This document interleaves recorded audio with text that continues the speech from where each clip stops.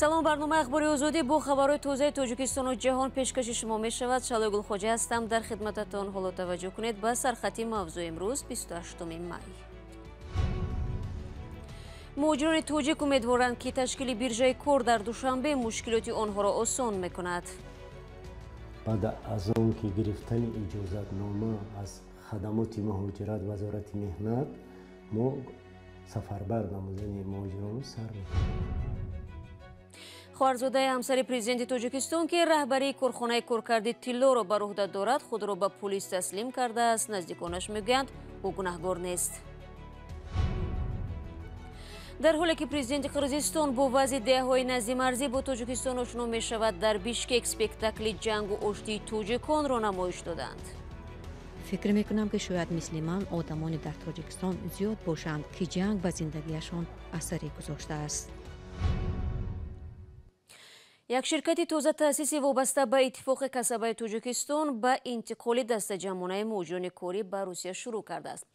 қарор шудааст ки ҳар гурӯҳи на камтар аз 50 нафари муҳоҷирони кории тоҷикро як намояндаи ин ширкат ҳамроҳӣ кунад, то дар зиндагиву кори ин афрод мушкиле пеш наояд. идома дар гузориши Амриддин Олимов. Нурулло Пиронов барои хариди билет як моҳ пеш мошинашро фурохтааст, аммо то ҳол натавонистааст бо нархи дастрасу санаи мувофиқ чипта дарёфт кунад. мегӯяд дар сурати сафар ба Русия ҳам то ба шурӯи кор ӯро мушкилиҳои зиёди интизор аст. таҳияи дурусти аснод, ёфтани ҷойи кори муносиб ва шароити беҳтари будубош. ҳоли мерем уҷа номаълум ки чӣ гап аст. 6 моҳ 8 моҳ як хелиш мега як солчит бекорам. барои таъмини ҷойи кор, кафолати пардохти маошу шароити беҳтар, биржаи муҳоҷирони меҳнатӣ дар назди иттифоқи касабаи тоҷикистон ташкил шудааст. ин ширкати тозатаъсис дар ҳамоҳангӣ бо неҳодҳои зирабти иттиҳоди коргарони кишварҳои иттиҳоди давлатҳои мустақил ба интиқоли дастаҷамонаи муҳоҷирони корӣ ба Русия шурӯъ кардааст. масъулони ин биржа мегӯянд, ширкатҳои корфармо тамоми масъулияти таъмини коргаронашонро ба зимма мегиранд. мо бо вилоятҳои Краснодар, Волгоград, Калуга, Москва, ҳозир Тамбов гуфтушунид дорем. бо ду корхонае ки дар вилояти Москав ва вилояти Тамбов ҳаст, шартнома ба имзо расид. баъд аз он ки гирифтани иҷозатнома аз хадамоти муҳоҷират вазорати меҳнат мо сафарбар намудани муҳоҷиронро сар мекунем. дар соли 2020 тақрибан 130 000 кас аз тоҷикистон ба муҳоҷирати корӣ рафтанд ва ин рақам дар муқоиса ба соли аз он пеш 76% камтар будааст. ахиран Эмомалӣ Раҳмон, раиси ҷумҳури тоҷикистон, зимни баромадаш дар рӯзи ҷавонон гуфт, ки соли гузашта мақомоти 193 000 ҷойи кори нав таъсис додааст, ки бештараш барои ҷавонон аст. ҳар сол дар кишвар зиёда аз 180 000 нафар ба бозори меҳнат ворид мешавад, ки аксари онҳоро ҷавонон ташкил медиҳанд. то таъсиси биржа дар тоҷикистон 12 ширкате буд, ки муҳоҷирони кориро ба Русия сафарбар мекард, аммо шикоят аз фаъолияти ин ширкатҳо кам набуд. Амриддин Олимов, Искандари Фирӯз, Радиои Озодӣ, Душанбе. барномаро идома медиҳам. Амриддин Нақшев, мудири корхонаи истихроҷи тиллои Нақш ва хоҳарзодаи ҳамсари Эмомалӣ Раҳмон, президенти Тоҷикистон, ки аз 10 рӯз ба ин тараф барои ширкат дар як занозанӣ дар ҷустуҷӯ қарор дошт, худро ба пулис таслим кардааст. ба ҳамин тартиб дар пайи ин муноқиша 9 нафар дастгир шуданд. дафтари матбуоти вазорати кори дохилии Тоҷикистон иттилоъ дод, ки Амриддин Нақшев рӯзи 27 май бо хоҳиши худ ба шӯъбаи корҳои дохилии ноҳияи Данғара ҳозир шудааст ва ҳоло дар ҳабси пешакӣ қарор дорад. ҳамкорам Мумин Аҳмадӣ дар ин бора бештар медонад. хуб, Мумин, Нақшев ба чӣ гумонбар мешавад? бале шаҳло, вазорати корҳои дохилии тоҷикистон гуфт, ки алайҳи Нақшев тибқи моддаи 237 кодекси ҷиноятии тоҷикистон, яъне авбошӣ парвандаи ҷиноӣ боз шуда тафтишот идома дорад. Нақшев ба он гумонбар аст, ки шаби 16 май бо чанд тан аз ҳамроҳонаш ба кормандони кирояи ширкати Минуфарм, паймонкори ширкати Фароз дар Данғара ҳамла кардааст. албатта наздикони Нақшев мегӯянд, ки раҳбари корхонаи коркарди тилло гуноҳе надорад ва кормандони ширкати Минуфарм ба дӯстони او حمله کردند و آنها خود را محافظت کردند. پیشتر همصحبتان رادیو آزادی در مقامات تفتیشاتی در شهر حادثه گفته بودند که در این رخداد حدود 10 کس جراحت برداشته در بدن 4 نفر آنها ضرب کارد مشاهده شده است. یک شاهد گفت که حادثه در محله هفتم مرکز ناحیه دنغره پس از آن رخ داد که صیاد غیاسف نماینده شرکت مینوفرم به درخواست شخصان فرستاده امرالدین نخشف برای استفاده یک پارچه زمین جواب رد داد. این شاهد حادثه نقل کرد که شام اول دوستان نخشف آمده با محافظان شرکت بحث کردند و بحث به زنازنی انجامید. در دوام حادثه خودی نخشف نیز با آن زنازنی به گفته شاهدان همراه شده است. مومن آیا می شود درباره امرالدین نخشف معلوماتی بیشتر داد؟ خویشاوندانش درباره این قضیه مثلا چی میگویند؟ پیوندان نخشف از امرالدین نخشف یک جوان سخاوتپیشه نام بردند. گفتند که او را اغواگرها به این بازی همراه کردند. در اصل او همیشه به نیازمندان کمک میکرد و یک شخص آرام و با تمکین است. از جمله عزیزماه نخشف و عمه امرالدین نخشف گفت که هیچ کس باور ندارد که دادرزاده او به سوی کسی دست برداشته باشد. او خبری حمله نخشف به کارمندان شرکت مینوفرم را دروغ دانست. امرالدین نخشف خواهرزاده همسری رئیس جمهوری تاجیکستان است. پدرش فیض‌الدین نخشف مدیر پیشین شعبه چهارم امانت بانک در ناحیه سینای شهر دوشنبه بود و سال 2018 درگذشت. امرالدین نخشف پیشتر در آریان بانک کار میکرد، حالا رهبر شرکت استخراج طلای نقش است. این شرکت اساساً در جماعت شگناوی ناحیه خوالینگ زمین دارد و بیشتر در آنجا به استخراج طلا مشغول است. شرکت مینوفرم که با کارمندانش زنازنی صورت گرفته است، از کمترین شرکت‌های در تاجیکستان است که اجازه جمع‌آوری شیره کمال را دارد. این شرکت نیز پیوندی‌های با شرکت سابق فراز دارد که به شمس‌الله صایبوف داماد پرزیدنت تاجیکستان متعلق است. سپاس مومن برای صحبت فراگیر. بینندگان عزیز، همکاران ما در برنامه گپی آزاد این دفعه درباره استعفای رحمتالله زویرов رئیس حزب سوسیال دموکراتی تاجیکستان صحبت آوردند که چندی پیش غیر انتظار از مقامش رفت. پارچه از این برنامه را همراه می‌بینیم. گفتار و کردار و سنت‌های مربوطه رئیس حزب نیز باید مطابق به معیارهای مربوطه آیین‌نامه باشد. این تبدلات داخلی است.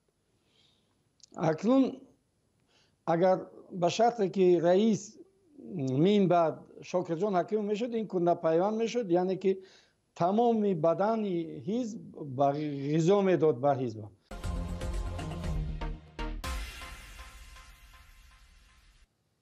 برنامه گپی آزاد شنبه 29 مای در وبسایت ما و در کانال آزادی ویدیو نشر می شود. تماشای صحبت جالب را از دست ندید.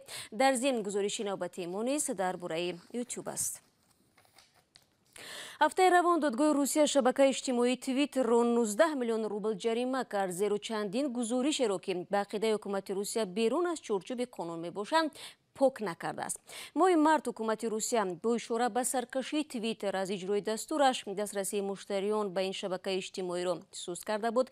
توییتر 90% گزارش‌های مورد بحث را پاک کرد، ولی روسکومنادزور میگوید توییتر به 6 خلافکاری مأموری راه داده است.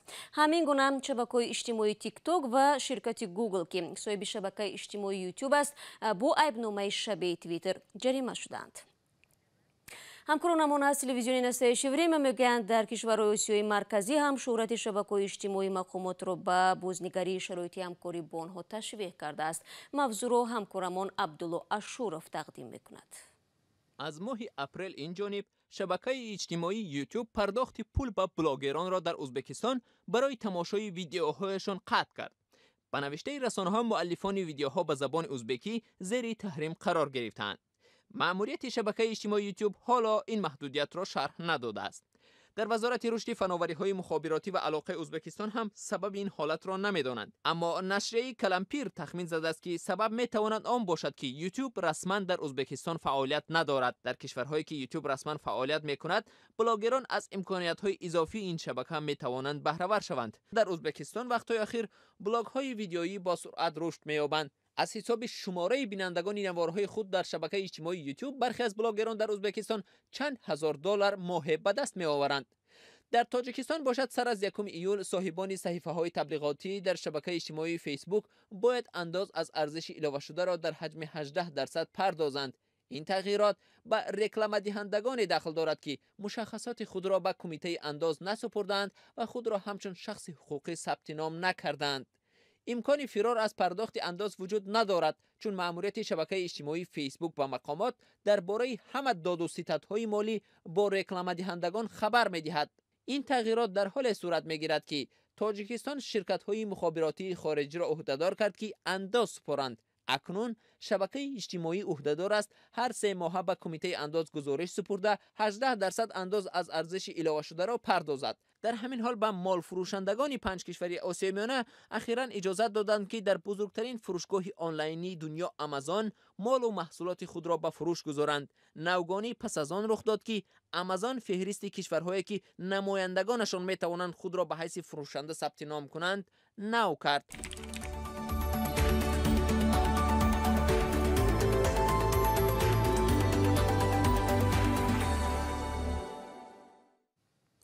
در دوره زیارت از ولایت بودکندی همرز با توجیکستان، پرزیدنت قرقیزستان از ساختمان روی الترناتیوی به دهه اقصای دیدن کرد که آن به عبور حدود جماعت واروق توجیکستان از طریق مینبولک چورگو به این دهه میبرد. روز 28 می صادر جابوروف همچنین به دیدبانگاه‌های مرزی نیز رفت، در حالی که جابوروف دو روز اخیر در دایره سفر کوریش وضع مرزی توجیکستان و قرقیزستان را می‌آموزد. این شب و روز ساکنان بیشکک امکان دارند که طریق یک نمایشنامه از جنگ داخلی و صلح توجیکان آگاهی پیدا کنند. تویری سفر گزارش می‌دهد.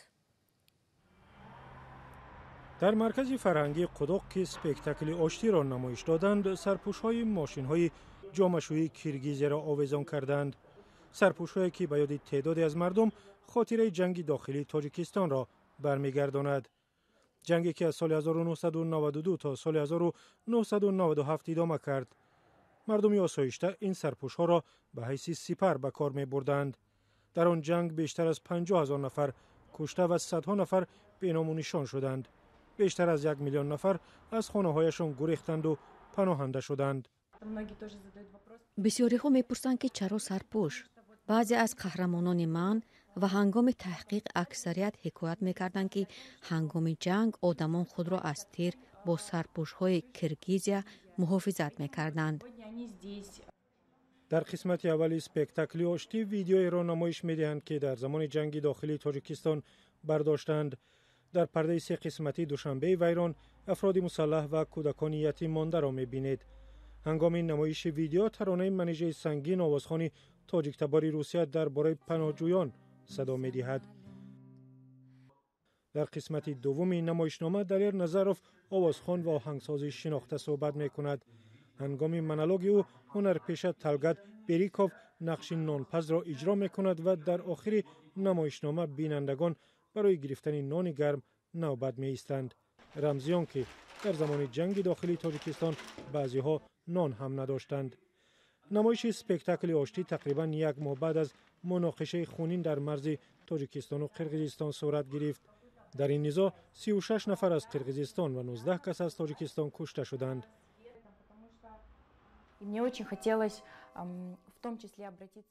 میخواستم از جمله به مردم مراجعت کنم که در واقع جنگ بین فرهنگ ها یا مردمان نیست. این جنگ ها همیشه جنگ بین افراد شاید بسیار ثروتمند و با نفوذ هستند.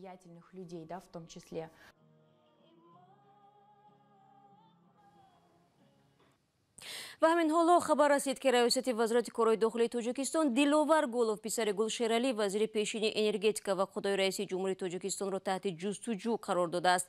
رئیست وزارت کارهای داخلی شهر دوشنبه با نشر خبری در کوفتوکوف قرار داشتن دلوور گولوف 25 ساله در سامانه‌اش نوشته است که او در اوباشی گروهی گمان بر می شود. مقامات از ساکنان خواهش کردند که در پیدا کردن او کمک نمایند.